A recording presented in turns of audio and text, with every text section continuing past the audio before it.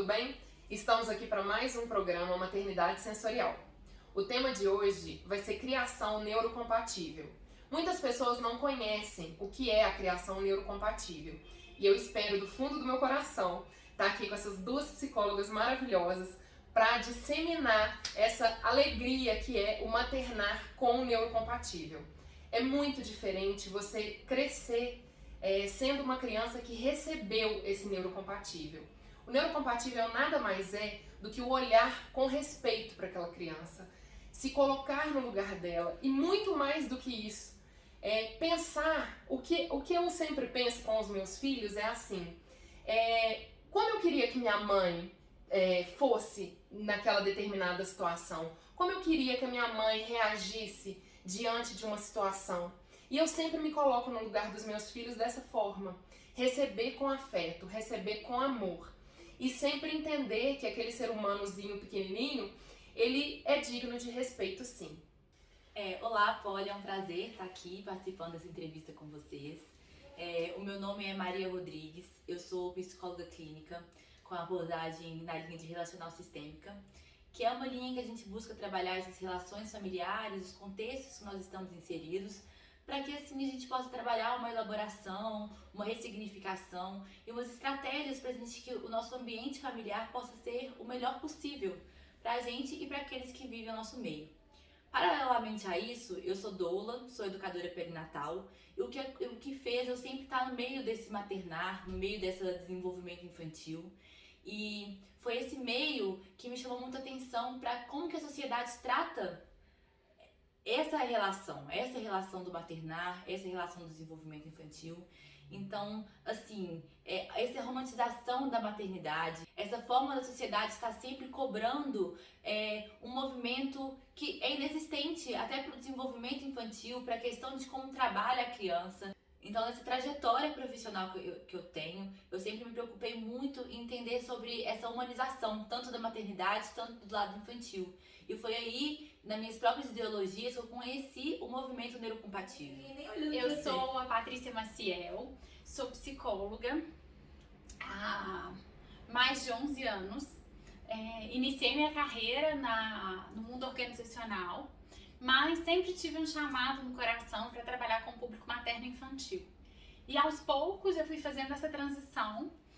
Eu conheci o neurocompatível há uns bons anos atrás, muito antes de eu ser mãe e bem antes da Márcia começar com a formação dos profissionais neurocompatíveis. E quando ela abriu a primeira turma, eu acho que eu devo ter sido uma das primeiras profissionais que mandou um e-mail para ela pedindo pelo amor de Deus, eu preciso ser uma dessas pessoas. Porque o neurocompatível vem para mim como um propósito, porque eu realmente acredito que a gente pode mudar o mundo, transformar a sociedade através das crianças e dos pais das crianças. Quando a gente é mãe, a gente começa a participar da gincana mais difícil das nossas vidas. Porque a gente precisa, na verdade, prestar conta para a sociedade de várias regras que a sociedade sempre impõe. Então eu sempre escuto, né?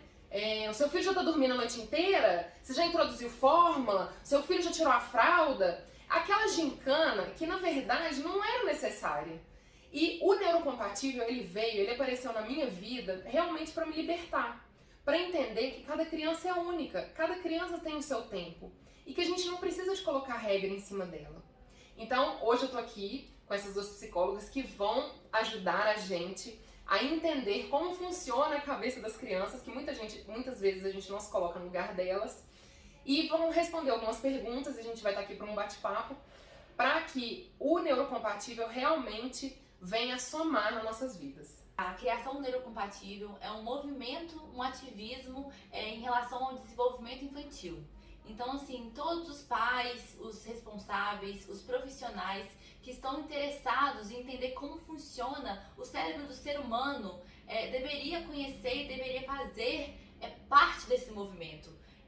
O movimento neurocompatível ele não é só uma abordagem, ele é um estilo de vida que fala de respeito, que fala de uma humanização. É um movimento fundado pelas teorias de antropologia, psicologia evolutiva e neurobiologia.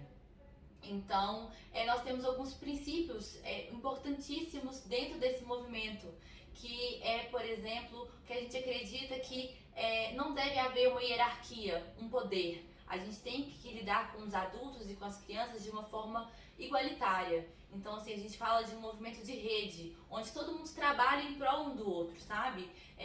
Quando a gente fala de dignidade humana, por exemplo, a gente também inclui a criança. Então, por exemplo, quando a Polly falou sobre essa subjetividade, como que a gente espera, assim, vamos supor, a gente chega na rua e algum desconhecido chega pra você e fala assim, me empresta sua blusa? Você fala, não vou querer, não quero emprestar. Por que a gente acredita que uma criança tem que chegar em um local e tem que cumprimentar e tem que emprestar o seu brinquedo e tudo aquilo? Então, assim, nós temos que tratar os adultos da mesma forma que a criança nesse sentido, de responsabilidade afetiva, igualitária nessa forma de convivência, sabe? É importante a gente falar da Márcia Tozin, que é a psicóloga fundadora desse movimento, né? E de forma bem resumida, a gente acredita que adultos saudáveis são filhos de pais que formaram um bom ninho. Para a gente começar a falar do neurocompatível, é importante a gente falar do nosso cérebro, né? O nosso cérebro é um cérebro primitivo, é um cérebro de milhares de anos atrás. É um cérebro que ainda se comporta como se nós vivêssemos nas savanas. Esse cérebro, ele demora muito tempo para evoluir. Então, o nosso cérebro pode ser que ele se modifique daqui para frente, evolua, bem provável que sim. Mas a gente não vai ver isso. Mas quais características que permanecem nesse cérebro? São aquelas características que fazem a espécie prosperar. Então, nós temos sempre que olhar para a criança e inclusive para a gente entendendo quais são as reações desse cérebro. E entender que são reações fisiológicas, né? Que falam da biologia e que não são comportamentos modificáveis. Meninas, quem não teve uma criação neurocompatível é capaz de dar uma criação neurocompatível? Eu queria, assim, que vocês explicassem se é possível e como essa pessoa pode fazer esse movimento. Olha, eu acredito ser possível sim. Eu acho que o primeiro movimento é a informação. Aquela mãe que está buscando, aquela mãe que se indaga, que se pergunta qual que era o passo que ela deve fazer, pra mim, de certa forma, ela já começa a ser neurocompatível. O querer melhorar, o querer fazer o bem, já é esse movimento. O neurocompatível, ele não vem para culpabilizar os pais, ele não quer falar, ele quer trazer um movimento, uma fala de quem quer aprender, de quem quer mostrar que é possível. Então, assim, hoje em dia tem informação, tem as redes sociais, tem as pesquisas, então todo movimento neurocompatível, ele tem um embasamento científico. Então, quando você estuda a neurobiologia, quando você estuda a antropologia, tudo isso você consegue entender qual que é o movimento da criança, o que ela precisa. E aí é uma coisa da gente conseguir parar de ficar sempre sobre a pressão externa da sociedade. Porque a sociedade, de certa forma, ela quer funcionalidade. E criança não trabalha assim. A criança não é um objeto, uma coisa objetiva. Ela é, assim como todo ser humano, subjetivo. Que tem um tempo para viver certas coisas, que tem um tempo do próprio cérebro, um tempo emocional, um tempo fisiológico para cada coisa precisar ser feita.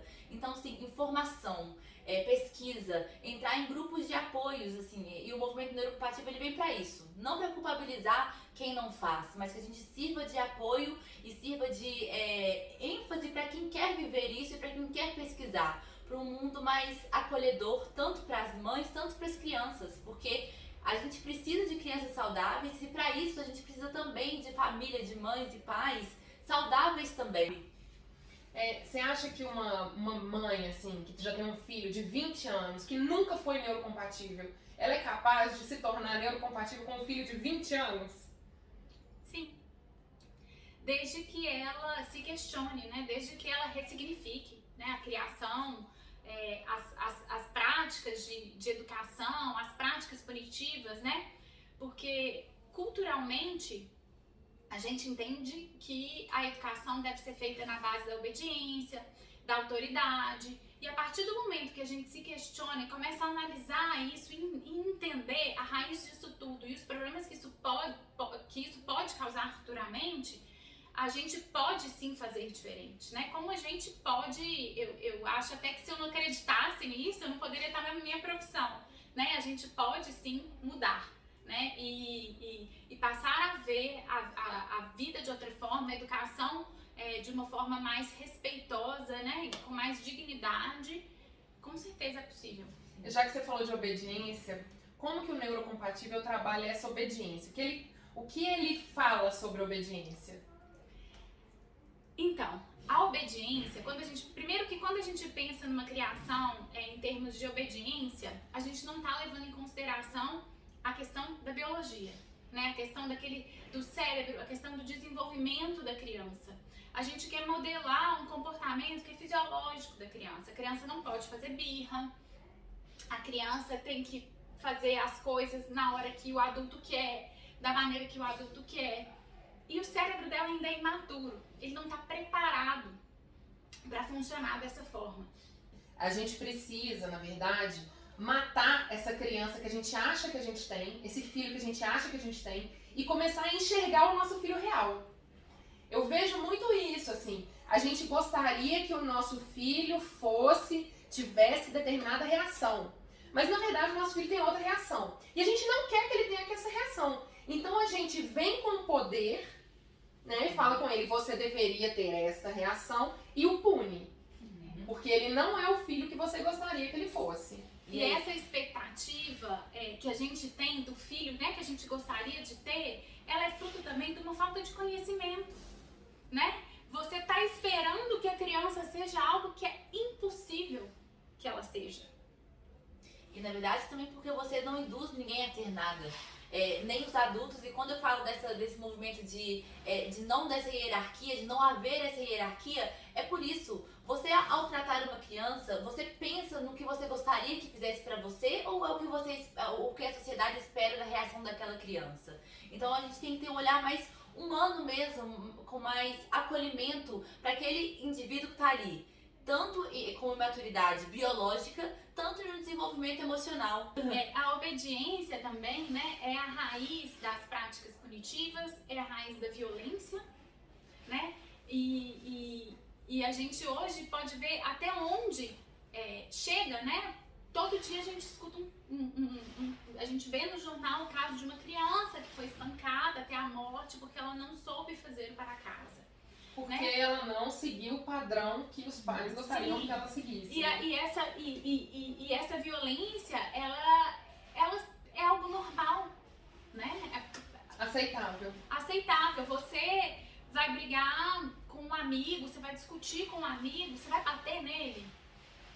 Você não vai bater nele. E por que você vai bater no seu filho, né? De onde que a gente passou a acreditar que a gente educa com violência? É muito contraditório, né? Eu lembro de uma frase que a Márcia fala também, que ela fala assim, você bater no seu filho é como se o Mike Tyson te desse um tapinha nas costas. É a mesma coisa, né? É a mesma coisa, a força é igual. Sim, e o que você tá ensinando pra essa criança, né? Quando você fala pra essa criança, eu tô te batendo porque eu te amo. O que você tá ensinando sobre amor pra essa criança? O que essa criança vai levar pra vida dela, né? E aí a gente vê tantos problemas aí de relacionamentos abusivos, de violência doméstica, né? Como que foi o passado dessas pessoas envolvidas? O que elas aprenderam sobre amor, sobre respeito? Eu sofri muito com meu primeiro filho pra dormir. Muito mesmo. Ele não dormia em nenhum momento. E aí, como solução dos problemas, eu contratei uma consultora de sono. E aí, foi um caos na minha vida. Eu aprendi, na verdade, alguns conceitos com ela que foram super legais, do tipo que o sono ele tem picos, né? Que tem picos, né? Que você precisa de um ambiente adequado para o sono, que precisa de estar escuro. Isso aí foi super legal. Agora, quando chega a parte de que o menino precisa chorar sozinho, porque ele vai aprender a dormir sozinho, que você não pode encostar naquela criança, que não pode ter contato visual, que você não pode pegar ela no colo, e a criança esgoelando na sua frente, você não pode ter reação. A sensação que eu tive é que eu era a pior mãe do mundo. E isso durou somente 5 dias. Eu não dei conta de mais. E pra mim durou muito. Porque qual que era a minha angústia? Quando ele acordava de noite, eu demorava em média, com essa técnica, 1h40 pro meu filho dormir, voltar a dormir. Então quando eu colocava ele pra dormir, eu já ficava em pânico de imaginar que ele ia acordar e que eu ia ter que ficar 1h40 escutando o choro dele até ele pegar no sono de novo. E o mamar não podia dar uma? Não podia de jeito nenhum, porque era associação. Você dá o peito, ele vai entender que ele só dorme com o peito. E isso é proibido. Então, até o dia que eu falei assim, não, para, isso tá errado. Eu não posso fazer isso. Qual que é o problema de eu dar o peito pra ele dormir? Eu não consegui entender qual que era o problema. E aí eu passei a dar o peito pra ele dormir, e ele dormia em questão de 10 segundos. Eu falei assim, gente, 1h40 de choro ou 10 segundos pra dormir? O que eu faço? Vou dar o peito sim. E até que eu me libertei. Isso foi uma libertação na minha vida. Quando eu entendi que ele precisava do contato, quando eu entendi que ele precisava do meu corpo para se sentir seguro, para dormir tranquilo, foi uma libertação para mim. Porque aí eu comecei a dormir com ele. E ele dormiu impressionante. O meu filho passou a dormir a noite inteira. Olha que maravilha! Resolvi os meus problemas. Ele acordava, sentia o meu corpo, virava pro lado e dormia. O que o neurocompatível diz sobre o sono, sobre cama compartilhada, divide um pouco com a gente. O sono é uma das bandeiras do movimento neurocompatível e talvez um dos temas mais polêmicos, né? Porque esse mercado do sono, né, e com tantos consultores do sono, qualquer pessoa pode ser consultor do sono hoje, né? Ela não precisa ter formação prévia nenhuma. É um mercado que encontra mães e pais exaustos, desesperados. Existe uma ideologia cultural, e a gente tem que lembrar que ideologia cultural não é ciência, de que a criança deveria dormir a noite inteira. E aí, a gente vai lembrar daquilo que a gente falou no começo, que é esse cérebro da criança, ele tá programado para viver como se a gente vivesse lá nas savanas. Então, o que aconteceria com essa criança se ela dormisse 8 horas seguidas? Ela ia morrer. Ela ia morrer. Então, a natureza é muito sábia. E sozinha. Então, a natureza, ela é muito sábia. Essa criança, ela não vai dormir 8 horas seguidas. Ela vai acordar de tempos em tempos para saber se ela tá segura. Ela vai acordar de tempos em tempos para procurar a mãe, para procurar o aconchego, para ela poder voltar a dormir.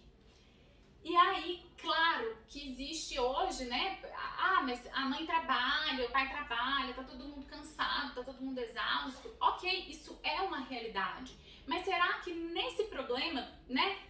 A gente deve agir aonde? Na parte mais frágil dessa relação que é a criança?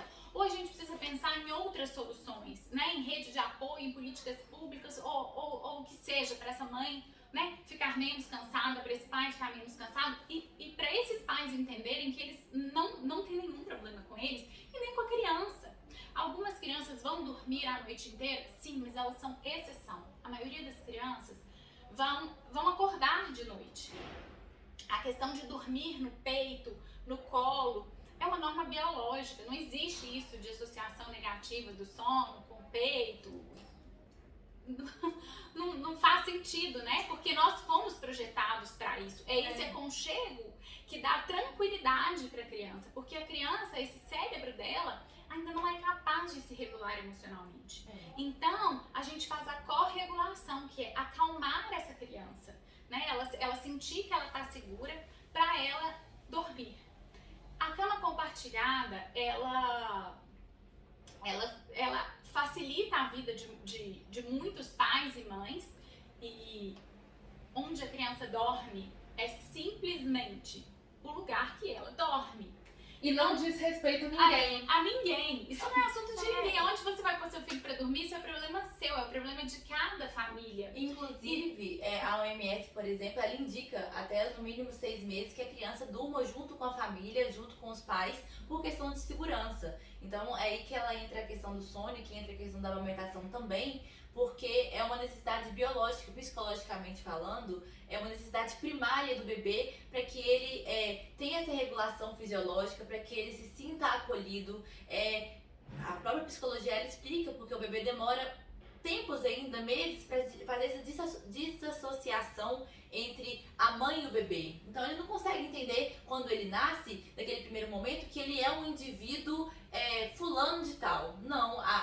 vínculo dele é a mãe, é quem gerou, é quem protege. Então é um movimento que precisa abrir mão de certas outras coisas mesmo. Então assim, o movimento neurocompatível ele vem para criar estratégias, é rede de apoio que você precisa, é mudar os horários de funcionamento da casa que você precisa, mas naquele momento a necessidade primordial ela é do recém-nascido, ela é desse bebê porque ele não tem maturidade fisiológica para entender todo aquele movimento. Então assim, o amamentar, ele diz de uma segurança, ele diz de um acolhimento, ele diz de uma nutrição e ele diz também de uma regulação fisiológica do corpo. Então assim, quando a gente fala assim, o neurocompatível, qual que é o momento ideal para amamentar, ou para quanto tempo precisa amamentar, ou quando deixar de amamentar? Novamente falando que o movimento neurocompatível ele não quer culpabilizar nenhuma mãe, no sentido da mãe que não conseguiu, da mãe que a realidade foi muito difícil, a realidade foi diferente, a gente entende tá tudo bem pra todo mundo. Tá tudo bem pra todo mundo, sabe? E aí, entender qual que é a necessidade da criança. O leite, ele tem uma nutrição do primeiro dia que você conseguir dar até o último. Então, assim, emocionalmente, há o acolhimento, há a segurança, há a regulação, fisiologicamente há a nutrição. Então assim, não existe uma indústria parar de amamentar ou diminuir a amamentação. Claro que na realidade da criança, um bebê de 1 mês e outro de 2 anos e meio vão ter necessidades diferentes com o peito, com a hora do peito. A própria mãe vai conseguir, dentro da dinâmica familiar dela, estruturar que horas, como passar essa mensagem pro filho, mas não que seja uma coisa da sociedade e das pessoas ficarem questionando ou discutindo, dando pitaco. Quando você perguntou, será que uma mãe com um filho de 20 anos vai conseguir ser neurocompatível? Ela vai conseguir com um filho de 20 anos, ela vai conseguir com a vizinha, ela vai conseguir com a criança que passa na rua, com o sobrinho, com o neto. É um movimento para a vida, que a gente possa todo mundo ser neurocompatível, para a gente ter mais empatia com as mães, empatia com a criança, mais acolhimento com quem está à nossa volta e parar de ficar apontando o dedo do que deve ou não fazer. Eu acho legal porque quando eu contratei a consultora do sono também, e ela falava muito que deveria continuar livre demanda, que tem que continuar livre demanda. Olha, mas você vai amamentar nesses horários, tá? Esse. Eu falei assim, opa, então livre demanda mudou de nome. Não é livre ou não é livre? Uhum. Eu poderia amamentar em determinado horário e não poderia amamentar em outro horário. Então não é livre demanda. E o maior problema disso, porque vira uma cadeia, desabrochar de coisas que vão acontecendo. Porque se tem horário permitido, o peito, o leite, ele só reproduz com o desenvolvimento, só com estímulo. Se você estimula menos, aí a criança ela vai ter menos produção de leite. Aí a criança não vai conseguir fazer aquela pega direito, vai fazer toda aquela questão, vai assim, então vou dar uma fórmula porque ela tá chorando muito. E aí nessa ideia da fórmula, a criança vai desacostumando com o bico do peito, porque o bico da mamadeira é diferente. E aí isso, a mãe vai falando assim, não consigo, não alimento meu filho, você vai num pediatra que fala que seu leite é fraco. Nunca vi essa ideia de leite fraco, isso não deveria existir, porque não existe leite fraco. E aí vai se tornando uma cadeia onde a mãe se sente frustrada, a sociedade em algum momento vai questionar, porque nossa, não conseguiu, tá pagando caro, não tá conseguindo, porque a sociedade ela te critica. Se você amamenta, se você não amamenta, se você não sabe o que você quer fazer, ela hora nenhuma vem com estratégias e apoio. Ela normalmente te critica. Então, e a quando solução... você vira mãe, parece que assim, vem os holofotes, assim, você tá todo mundo de olho. E os melhores conselhos vêm de quem não é mãe! É verdade! É verdade. E essa questão do sono, hoje, já é uma questão de saúde mental, assim, quantos relatos que a gente escuta das mães que contratam um consultor de sono e que já existem pesquisas científicas que falam que ainda que você faça o treinamento do sono 6 meses depois, você não vai ter, isso não vai continuar, essa criança provavelmente não vai manter ali dormindo a noite inteira. E o mais importante disso tudo na questão, né, por que a gente é tão contra o treinamento do sono, né?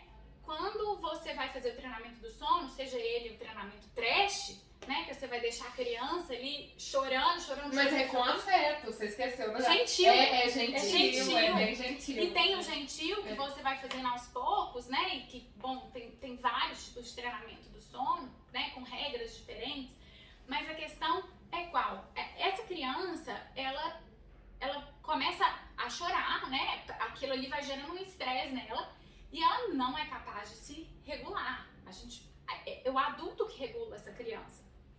Então, se o adulto vai deixar ela dormindo, chorar até dormir, ou se ele vai fazer esse estímulo, né? O estresse gentil, aos poucos, né? E aí você vai liberando o estresse tóxico, né? O cortisol, aquele tanto de substância no organismo da criança.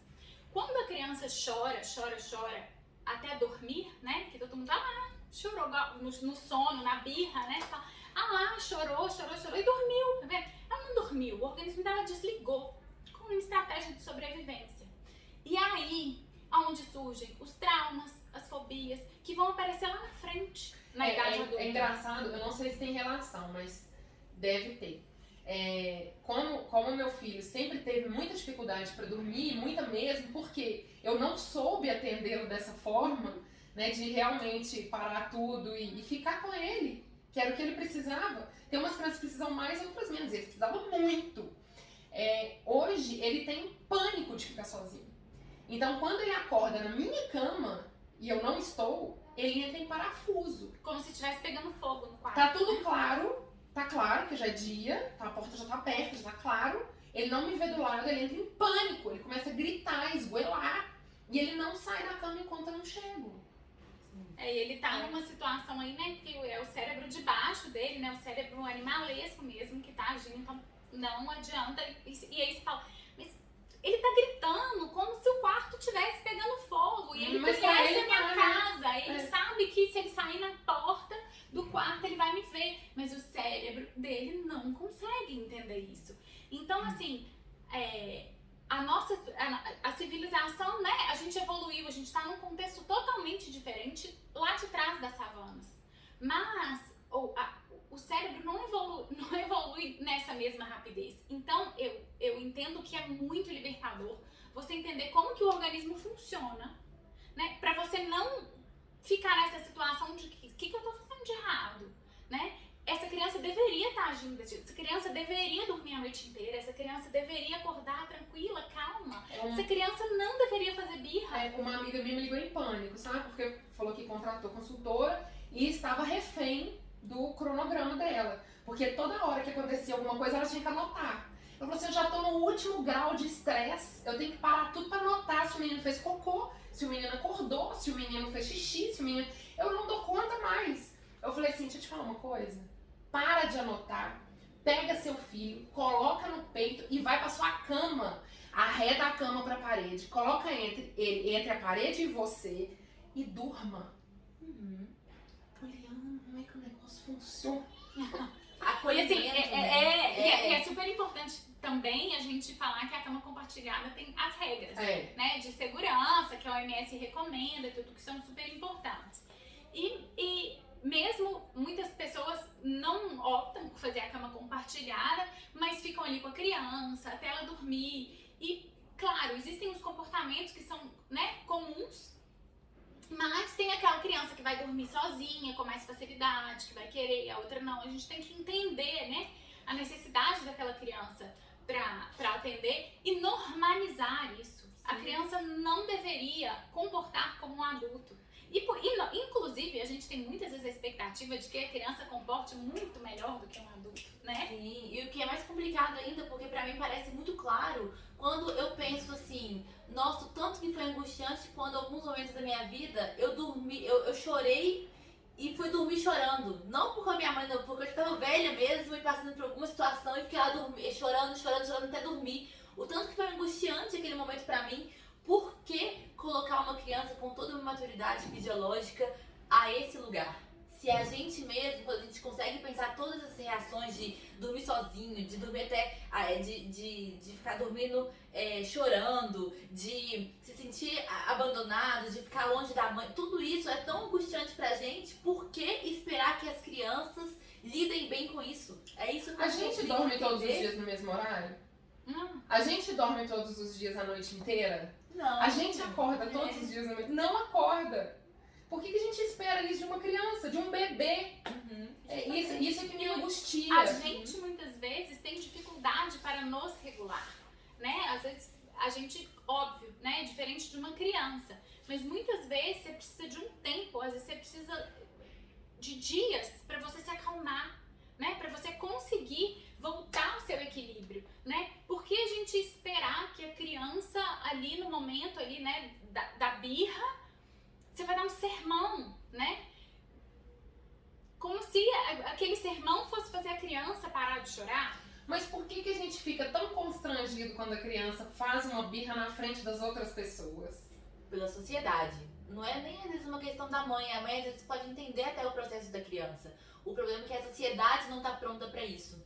Por isso que tem que ser o olhar materno. Por exemplo, a gente não vê uma sociedade empática com as mulheres que acabaram de parir num puerpério. A gente não vê uma sociedade que olha as necessidades da criança. A sociedade ela é prática, ela não olha para aquilo que realmente precisa. Então, às vezes, muitas das vezes, não é porque a mãe não está preparada para lidar com aquilo. É porque a família inteira fica no pé do ouvido dela. Às vezes o próprio pai, ou a própria mãe, todo o sistema relacional dela fica em cima dela falando o que ela precisa ou não fazer, que ela se sente culpada e errada o tempo todo. A mãe não tem o direito de errar, a mãe não tem o direito de opinar e nem de sentir. Porque se o seu filho tá gritando, tá chorando a noite toda, dê um jeito pra resolver, porque o meu filho não faz isso, ou então a sociedade não espera disso. Então assim, a gente tem que reeducar essa sociedade. Quem tem que fazer parte do movimento neurocompatível não é só mãe e pai, tem que ser o tio, tem que ser a avó, tem que ser a professora, tem que ser todo mundo, para que a gente consiga trabalhar isso como sociedade e mudar isso. Claro que eu acredito que hoje a gente tem um olhar mais amoroso, mais acolhedor para esse tipo de situação, sabe? Não acho que a gente tá piorando. Se a gente for olhar a história dos meus pais, dos pais dos meus pais, eram movimentos muito mais autoritários, as punições eram muito mais severas, assim, se eu for contar as histórias que minha mãe me conta, por exemplo. As crianças apanhavam na escola. Eu apanhei e sobrevivi, Sim, não as crianças apanhavam na escola, com palmatória e tudo mais. Então, assim, nós estamos melhorando, mas ainda estamos distantes do ideal. Então, assim, é importante que a gente fale disso toda hora, o tempo todo, e que a gente levante uma bandeira mesmo para que isso mude. Porque a capacidade do ser humano de se sentir seguro é o primordial para a saúde mental para o resto da vida. Então, a segurança que a gente passa para um ser humano, passa para uma criança, vai ditar toda a história da vida dele, de confiança, de limite, de entusiasmo, de movimento. Tudo que a gente espera de um adulto, de criatividade, de tudo, a gente passa pela segurança. Então, se sentir seguro na amamentação, se sentir seguro na hora de dormir, se sentir seguro na hora que faz a chamada birra, a criança tem que se sentir segura para ser o que ela é. E o que acontece com o cérebro da criança durante uma birra, por exemplo? Tem muitas pessoas que falam, né? Olha, vai acabar vomitando. Por que isso acontece? Esse excesso de cortisol que ela falou do estresse que desenvolve pra criança e que ela ela consegue fazer isso de propósito? Não, é uma questão. Não, uma criança, não, porque ela faz. Essa birra é de propósito. Você consegue manipular um vômito? A não ser que você enfie o dedo na goela e olhe lá, né? Às vezes você enfia o dedo na goela e nem vomita.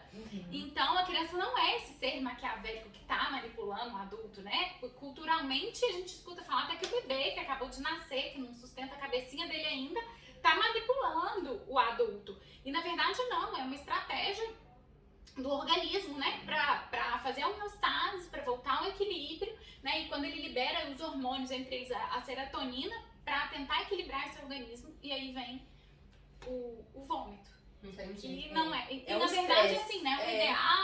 O ideal é que a gente não deixe chegar nesse ponto, né? A gente tente ali acalmar a criança antes disso. No meio de uma birra, assim, de maneira prática, o que fazer? É porque eu acho que muitos pais devem me perguntar, né? Assim, tá no meio de um caos, o menino não para de gritar porque ele quer aquele brinquedo, eu quero, e começa a gritar, espernear no meio do shopping. O que fazer naquele momento? A primeira coisa que a gente precisa pensar é que essa emoção, ela contagia. Então, se aquilo te deixar muito nervoso também ali naquele momento, você precisa afastar, né? Porque pra você acalmar a criança, você também precisa estar bem, estar calmo, né? E se você se deixar ali no calor da emoção, talvez sua reação vai só piorar a situação. E talvez no momento a criança tá ali na birra, é melhor que você nem chegue perto dela. Mas eu gosto muito da técnica do AAA, que é acolhe, acalma e afasta a atenção. Sim, né? é. Então, que funciona inclusive com nós adultos, né? Em qualquer momento da vida que você tá, sei lá, sentindo vergonha, que você é constrangido, acontece alguma coisa que te distrai, você esqueceu, você parou de pensar naquilo, né? Então, a questão de afastar a atenção com a criança é muito nítido, que ela tá assim, gritando, mas você fala, olha ali, ela para na mesma hora, e olha, e para de uma hora pra outra, né? E a técnica do abraço tem funcionado muito com meu filho. Sim. Né? Porque ele tá muito nervoso, eu viro pra ele e falo, você quer um abraço? Aí ele, não, você quer? Não, mas eu quero. Aí vai, para, eu quero. E aí, quando ele começa a entrar em colapso, ele já me pede um abraço antes de eu falar. Olha que É legal. uma validação do sentimento. Assim, por exemplo, às vezes quando é em casa, a birra, eu acho que até é mais fácil desse movimento de dar uma afastada ali, porque tá tudo bem. Eu acho que no shopping, no lugar público, a primeira coisa que você tem que fazer é se colocar na mesma altura que a criança. Eu acredito muito que quando a gente fala dessa questão hierárquica, esse movimento de para de gritar, aquele movimento que você vê, aquele Mais adulto, agressivo mais do que agressivo, como a criança sim, está, aquele né? adulto daquele tamanho que você ama, te dando um sermão pedindo pra você parar, aquilo já E envergonha já a criança, envergonha. né? Então assim, você abaixa, olha no olho e faz esse movimento que a Paty falou. Eu te acolho. Então assim, quando você fala, quer um abraço? Você tá acolhendo, eu não tô brava com você, eu tô te acolhendo seu movimento, o seu sentimento, e eu vou te abraçar porque eu estou te acolhendo. E aí, desviar a atenção é ótimo também, igual ela tá falando, porque aí você faz o outro movimento, mas aqui então, vamos ali olhar aquele peixinho passeando ali, olha que bonito. Então, assim, são estratégias que a gente pode fazer no dia a dia pra não ter que ser a pessoa autoritária que ainda manda parar de falar e anula a voz da criança. Aí depois ele fala assim, E que não resolve, né? E que não resolve, porque a criança não é capaz de se acalmar sozinha. E essa regulação emocional que a gente faz em diversas situações, é assim que a criança vai aprender, lá na fase adulta, a se regular. Ela tá aprendendo aqui com a gente. E aí ela vai conseguir se regular melhor na fase adulta. Uma consequência dessa birra é o castigo. Né? Fala assim, não, quando você chegar em casa, você vai estar de castigo porque você teve essa atitude. E quando eu vejo assim, os relatos das crianças que ficaram de castigo, né? Ficaram pensando em vingança, né? Pensando em vingança, é verdade. Você vai falar pra criança pra ela refletir. A questão é, a gente tá falando e querendo mexer num comportamento que não é voluntário. Então não adianta você virar e falar, olha, meu filho, você não vai fazer mais birra. Isso não existe, não tem jeito. É como se falasse assim, você não vai respirar mais. Sim, e a birra é uma crise de ansiedade. Né? E que nós adultos também temos em alguns momentos da vida, né? Você fica muito ansioso, tudo. Não tem como, isso não existe. E existem outras formas também, outras técnicas de você acalmar a criança na hora da birra. O olho no olho, né? O olho no olho assim, né? Não de forma intimidatória, você vai olhar no olho da criança. Mas o neurônio espelho, né? Igual tem um vídeo que rola muito na internet, que é do pediatra com o nenenzinho, que ele faz careta, o nenenzinho repete, ele abre a boca, o nenenzinho abre, né? Acho que todo mundo que teve neném fez isso com a criança. Então, você olhar para aquela criança no olho dela e com uma expressão de afeto, de compreensão, né? Talvez, né, se a criança estiver muito nervosa e você não conseguir acolher ela, né, fisicamente, através da expressão do rosto, você também consegue ir acalmando ela. A criança sente, né? Na hora que ela olha pro nosso rosto, ela já sabe o que a gente tá pensando. Sim, A sim, verdade é essa. estudei que é um momento de segurança, de acolher. Eu estou seguro em me manifestar. Então, assim, se você mostra segurança naquilo e de acordo com isso, você fala assim, não, meu filho, não precisa falar dessa forma. E ir educando aquela criança, assim, sem impor, sem punição, como se ela não pudesse. Se você quer mesmo ensinar pra ele, dê o exemplo. Se você tá gritando, se você não tá conseguindo mostrar o que você tá sentindo, porque é isso que a criança, é a maturidade dela, que ela não tá conseguindo demonstrar, falando, eu estou com fome. Birra normalmente tem muitos fatores, né? Tem. Ou sono, e ou a fome é o principal. Então ela não consegue falar, ela não consegue nem entender que ela tá de fato com fome. Então ela vai fazer aquela birra. Então, se ela não consegue falar, aquela pessoa tem que falar, olha, você quer comer alguma coisa? E se você contrata aquela criança daquela de forma, com segurança, permitindo que ela se manifeste, com o tempo ela fala assim, nossa, ela assim, não, depois de não sei quanto tempo, não vamos esperar nada da criança, fala assim, mãe, me dá uma maçã. Depois de um tempo você vai falar assim, mãe, me dá uma maçã. Mas talvez você fica o tempo todo punindo ela e não permitindo que ela se manifeste, ela vai ficar com fome o dia inteiro, não vai ter coragem de te falar nada. E sem falar do que, da quantidade de toxicidade para esse organismo, né? Que se estressa tanto, né? Que essa ideia de que tem que deixar a criança chorando para ela aprender, isso é extremamente prejudicial para o organismo da criança. Só que culturalmente, né? É isso que se prega, né? É isso que fala, mas comigo foi assim, eu sobrevivi, eu tô aqui. E aí a gente vai criando sobreviventes, né? É a geração raiz e a geração Nutella, né? Eu sou super pessoa. Desmame. O pessoal fala pra caramba de mim, né? Porque o Pedro vai fazer 5 anos e ele mama ainda. Ai, nossa, imagina, eu tenho uma de 2 anos e pouco que mama ainda. E assim, eu não passo nem um dia sem escutar. Todos os dias eu escuto. Eu fico pensando, gente, a minha vida ia ser tão mais difícil se eu desmamasse. Porque o peito serve pra tanta coisa. Tanta coisa. Mas se eu não tivesse essa consciência, eu já ia ter desmamado, né? Gente, eu passei uma gravidez inteira com o Pedro grudado no meu peito. Olha, sensacional. Inteira, a gravidez inteira ele grudado. E aí, o dia que... Porque aí todo mundo ficava falando na cabeça dele, né? Olha, quando a Dudinha nascer, você vai perder o peito pra ela. Olha, o peito vai ser dela. Nossa, não sei o que, O povo falava. Até o dia que eu virei pra ele e falei assim, Pedro, vou te contar um segredo. O dia que a Duda nascer, você vai continuar tendo peito. Aí ele, mentira! Sabe o que ele fez? Abaixou na minha barriga e contou o segredo pra Duda. Duda, quando você nascer, o peito vai ser nosso. Ô, gente, não teve coisa mais bonitinha. Ele tava acreditando, não tava todo mundo e falando, criando uma rivalidade, depois ele vai falar assim, nossa, a criança não conseguiria gostar. Cria uma rivalidade entre irmãos, cria ser substituído, porque vai ser do peito. Seria um trauma. E hoje, quando ele mama, ele fala assim, mãe, eu vou chamar a Duda pra ver. Porque ela vê e fica nervosa, né? Porque ela não entende muito, porque ela é meu bebezinho.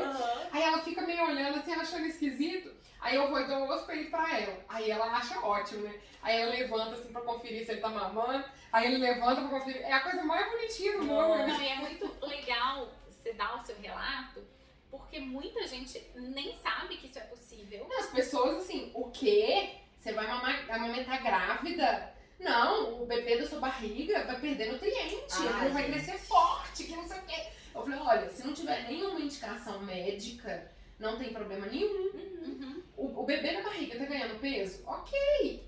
O menino do lado de fora tá bom? Ok. Sabe o que o Pedro falou? Quando eu fiquei grávida, o leite já mudou de gosto. Não tinha o mesmo gosto por causa dos hormônios. E aí eu virei pra ele e falei assim, Pedro, o leite da mamãe tá ruim? Não, mamãe tá diferente. Ele não ia falar que tá ruim. Ele falou que tava diferente. Ele não queria largar. E é a questão também de que não é só o leite. O peito é muito mais do que isso. E foi muito legal porque na primeira semana, né, no terceiro dia lá quando o leite desce, né, que o nosso peito fica desse tamanho, que tudo dói, tudo é dor, eu não precisei da bombinha, eu precisei do Pedro. O Pedro me salvou! Ele me salvou! Aquela Falei, bombinha. Pedro, pelo amor de nosso Senhor Jesus Cristo, agarra que me salva! Aí ele esvaziou a mama, eu ficava tão feliz. Senti um alívio tão grande. Eu acho a melhor sensação do mundo é amamentar. Eu amo. As primeiras semanas minhas foram doídas. Não, o começo bem é muito desafiante. Muito Eu lembro que o Pedro chorava de fome e eu chorava de dor. Chorava de fome, eu chorava de... Eu olhava pra ele com aquela cara... Mesmo com seu peito já calejado da primeira amamentação. Aí, o que aconteceu? Na segunda, você acha que não doeu? Doeu! Por quê? Porque o bebê é diferente, o bebê tá aprendendo a amamentar. É diferente. Eu já sabia amamentar, mas ele não sabia como mamar. Então, da segunda vez, doeu também. Eu fiquei com o peito ferido por causa da Duda, mas foi muito mais tranquilo. E assim, existem muitas mães que desistem nesse começo da amamentação. E eu, quando a minha filha nasceu, eu tava muito determinada a amamentar. Mas eu passei, assim, maus bocados. Né, eu tive muita fissura, né? Aí já tinha 3 dias que ela tinha nascido, eu chamei uma consultora que me salvou, assim.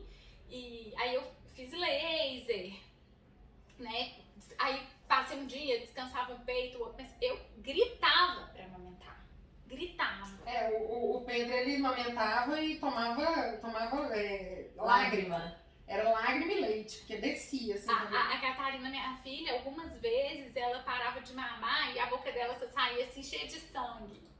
Era assim, é uma dor, mas é uma dor que eu, naquele momento, eu pensei, gente, dá pra entender porque que muitas mães não continuam amamentando. E se não consegue, ok também, beleza. Sim, ok.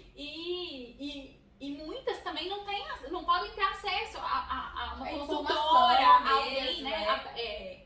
Eu usava uma pomada muito boa, mas é uma pomada cara. Então, é bem desafiante. E tem mães que não tem nada. Eu fico impressionada, mas tem mães que não tem nada no peito, porque dá tudo certo, é maravilhoso. Mas a amamentação, no começo, ela é bem desafiante. E quem quer amamentar, quem está determinado a amamentar, tem que se informar, né, para dar conta de passar, porque naquele momento que eu escutava, assim, mães falando, nossa, eu amo amamentar é a coisa que eu mais amo fazer na vida. Eu falava, não é possível, amamentar é um pesadelo, não tem condição, eu nunca senti tanta dor. A minha irmã me via amamentar e ela falava assim, quem que inventou esse negócio que é amamentar um ato sublime? Olha que isso! Menino, ele mamava rodando. Nossa. Eu puxava o peito e voltava. Eu falava assim, meu Deus, essa mulher tá sofrendo demais. Gente. Até palpita o coração. E assim, qual é a idade ideal para o desmame? Então, é um assunto muito delicado falar sobre isso. É bem polêmico. O que é o ideal, sabe? O ideal é a sua realidade, é a realidade da sua família, as suas condições psicológicas, principalmente. Mas assim, o aleitamento, ele vem suprir a necessidade primária da criança, de regulação fisiológica, de alimentação, de nutrição, de segurança. Então assim, o leite, ele nunca é maléfico. Ele sempre vai trazer nutrientes que nenhum alimento que você der para o seu filho vai ser capaz de dar.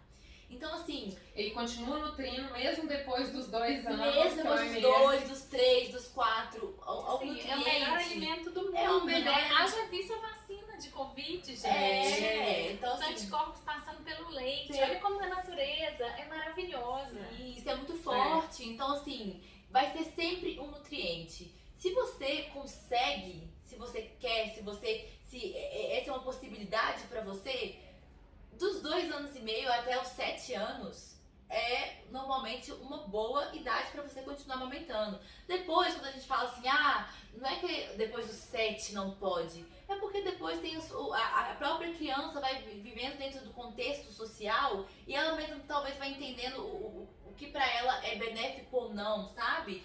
Mas assim, dos 2 aos 7 anos, tanto que a OMS até os 6 meses é exclusivo. Até 2 anos é suplementação, ela recomenda. E aqui no Brasil, por exemplo... 2 anos mínimo, né? Mínimo, que ela recomenda, né? Porque às vezes as pessoas entendem, ela recomenda até 2 anos. Não, 2 não anos é o mínimo. Mas o desmame natural mesmo, ele vai ocorrer entre ocorrer 4 e 7 anos, né? Dependendo da criança.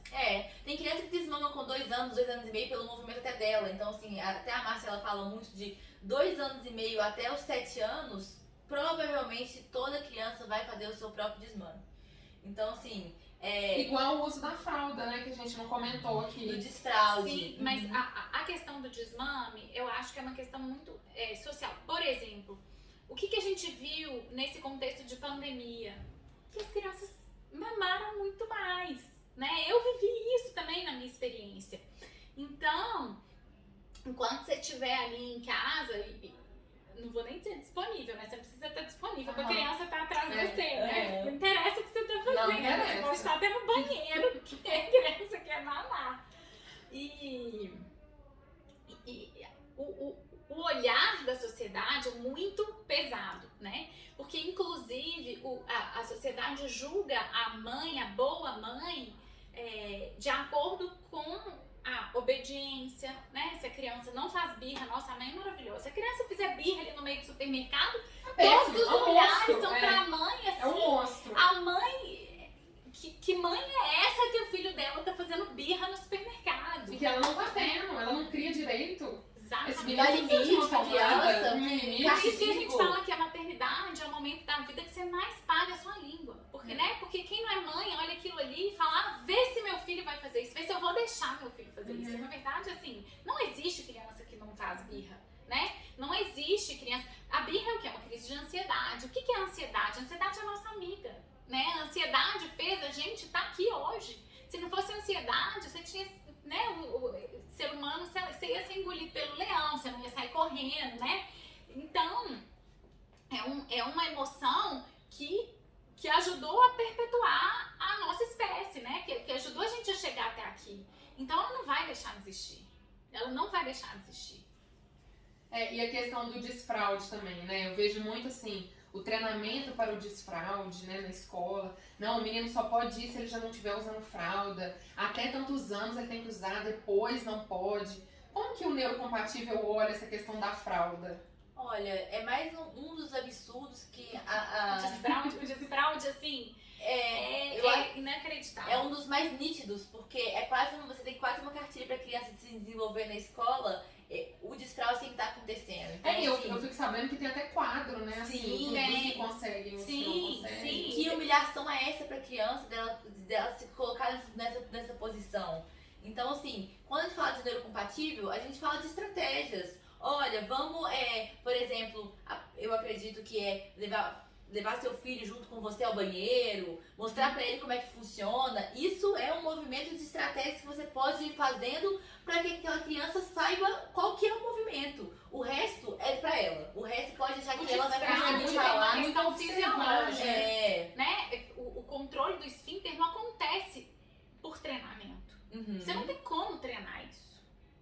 Isso é um processo fisiológico. Então, você treinar o desfraude na criança, isso não existe. E fazer isso causa vários problemas lá na frente. Então, constipação. Eu, como minha mãe farmacêutica, ela atende várias pessoas com constipação. E quando ela vai fazer um processo psicológico a fundo, ela vê que a mãe mandava segurar quando era nova, ou a mãe ficava induzindo diretamente como que tinha que fazer. Infecção urinária Infecção também. urinária também. vaginismo, bexiga hiperativa, são várias consequências, né, que acontecem. E claro, né, todo o estresse e a pressão que você vai causar naquela criança que não tem escolha, né? Se o esfíncter dela não é capaz de segurar ainda, ela não tem o que fazer. Eu penso assim, por exemplo, o noturno, né, que é muito difícil de tirar. Você observa a criança, se de manhã tá acordando com a fralda seca, pode ser que seja um indicativo para ela tirar a fralda. Sim. Mas você tá vendo, é um processo. Não dá pra sair atropelando o processo, né? Eu lembro de eu perguntando pro Pedro, eu falei assim, você dá conta de dormir hoje sem fralda? Não, mas não dou conta. Eu falei, então vamos botar a fralda. Aí no dia seguinte eu não quero dormir com fralda. Então tá, beleza. Sim. Ótimo, funcionou. E aí eu fico pensando, né? É muito mais prático pro adulto deixar a criança com a fralda. Você já viu algum Trabalho. Você já viu algum adulto usar fralda? Não. Isso vai acontecer, é um processo natural. Você não precisa ensinar a criança. E pode acontecer com a gente, né? De acontecer uma tragédia. Claro, assim. Por que não pode acontecer com a criança? E a criança aprende como? Por modulação. Quem é pai e mãe tá careca de saber disso. Tudo que você faz, uma hora você olha, a criança você nem percebeu, mas a criança tá lá repetindo exatamente o que você fez. E é assim que ela vai aprender o desfraude também. E a escola, nesse sentido, ela tem, assim, uma grande vantagem, que é o comportamento de manada.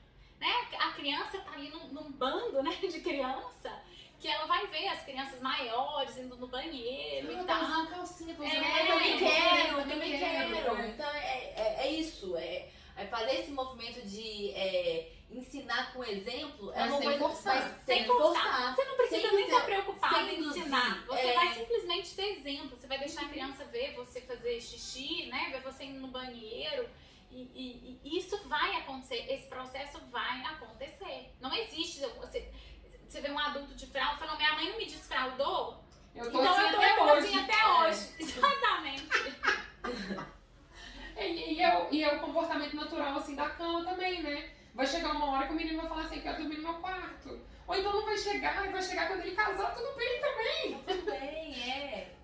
Eu, como adulta, eu sempre me senti angustiada de dormir sozinha, né? Pelos traumas que eu carrego, eu nunca gostei de dormir sozinha, eu sempre tive muito medo.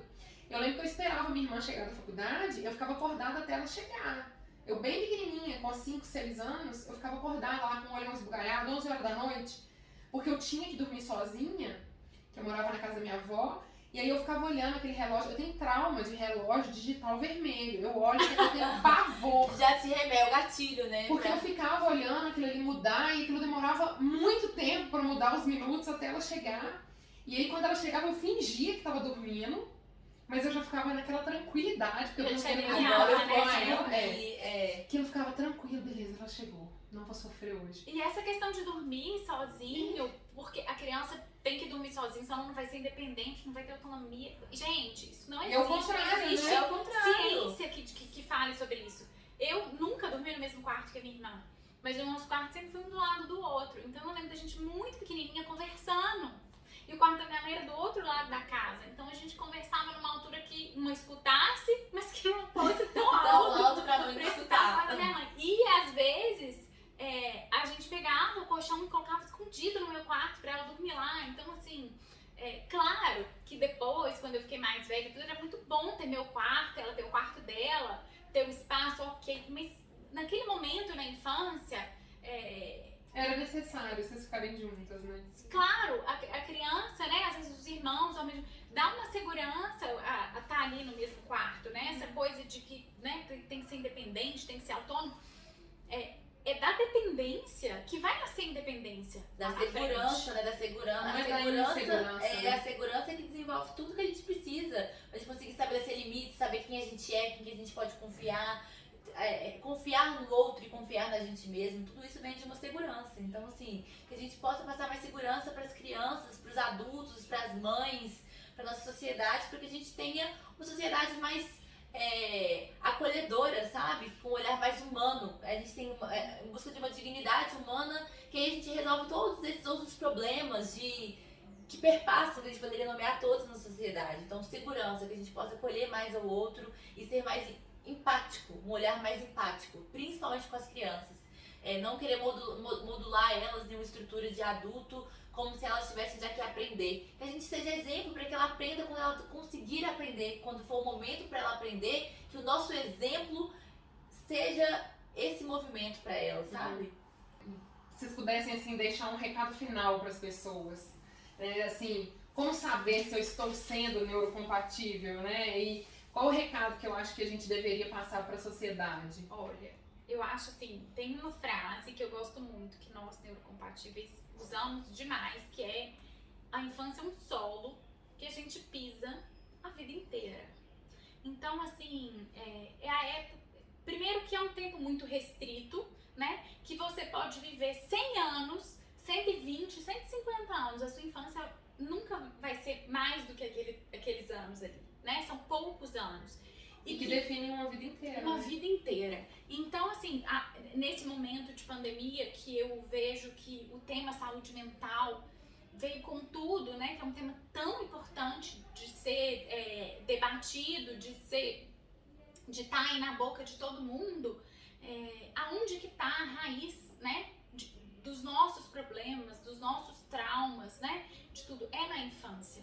Então, será que eu tô tratando aquela criança da mesma maneira que eu trato um adulto, que eu trato um amigo, que eu trato meu irmão, que eu gostaria de ser tratado, né? Então, enxergar a criança com compaixão.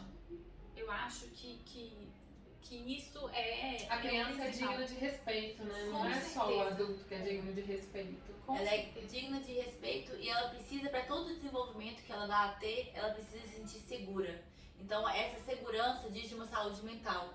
Então, se você pode passar essa segurança para uma criança e para algum pai, para alguma mãe, eu acho que a gente fica, o neurocompatível ele vem do desenvolvimento infantil, mas que ele perpassa por todos os nossos momentos da nossa vida, nossa relação com nossos avós, nossa relação com nossos pais, nossas relações com nossos vizinhos. Que a gente possa ter um olhar mais empático, que a gente possa ter um olhar mais acolhedor para aquela pessoa. A gente tem essa tendência de fazer vários julgamentos do que a gente acha que é ideal para a vida do outro. Então a gente faz um comentário sobre, eu acho que você deve parar de amamentar, eu acho que você deve, essa criança deve dormir em outro lugar, eu acho. Só que o que você acha, muitas das vezes, não é aquilo que aquela outra pessoa precisa. E quando a gente começa a conseguir ver o lugar do outro, a gente vive em um mundo com mais respeito. E as pessoas conseguem ter mais segurança umas com as outras e conseguem dizer mais sobre isso. Então, acho que o neurocompatível perpassa por isso. Passa por esse ponto de a gente ser empático e poder ser seguro e trazer segurança para onde a gente puder estar. Então, se você está no supermercado e tá ali a mulher falando da dificuldade dela de amamentar, o tanto que ela ama amamentar com 5 anos, vira e pergunta ela, que legal, e a sua experiência foi como? Nossa, sempre tive curiosidade. Não vem com um olhar de julgamento, com uma falta de respeito, porque não diz de você, diz de uma outra pessoa. A gente nunca entende o contexto antes, né? A gente sempre quer julgar aquela atitude ali isolada, como se ela fosse, como se pudesse ser tratada de uma forma isolada. E na verdade não pode, né? Sim. Eu acho que se eu pudesse deixar um recado para todo mundo, eu acho que seria assim: todo mundo é capaz de ser neurocompatível, todo mundo é capaz de mudar. Por mais duro que a pessoa seja, assim, pela criação mais difícil que ela possa ter tido, ela pode sim ter o olhar neurocompatível, ela pode mudar. No começo é difícil porque tá tudo muito arraigado ali, né? Mexe com as raízes. Seu cérebro já está preparado para determinada reação, para o que você vai fazer diante daquela situação. E você treinar o seu cérebro para agir, para ter uma atitude diferente, é muito difícil, mas é possível. E assim, se vocês puderem assim, deixar aí, um contato de vocês, se alguém tiver mais interesse de saber, ou deixar o telefone, ou deixar o e-mail, ou o Instagram, fiquem à vontade. Nós somos de Belo Horizonte, de Minas Gerais, então o DDD é 031, o meu número é 982471515 e vocês podem me encontrar na rede social como psi.maritarodrigues, com Z no final, Rodrigues. E aí, lá a gente consegue conversar também, discutir sobre conteúdos e a gente pode se falar. Eu também, né, somos de Belo Horizonte, faço atendimento presencial em Belo Horizonte, online, de qualquer lugar, né. O meu Instagram é @patriciamacielpsi e no Instagram já tem os contatos para quem quiser, né, eu faço tanto atendimento como orientação de pais, né? Que a orientação de pais às vezes é para aquele problema, um problema específico, né? Que a gente não precisa de uma psicoterapia, mas apenas de uma orientação, né? De um encontro, 2, às vezes 3. Ô, gente, muito obrigada. Eu agradeço demais, assim, por vocês terem esse tempo disponível para conversar com a gente. E que o neurocompatível seja disseminado pelo mundo. É o que eu espero. Foi um prazer. Foi um muito prazer. obrigada, Agradeço, Polly. Polly. Agradeço, Tati.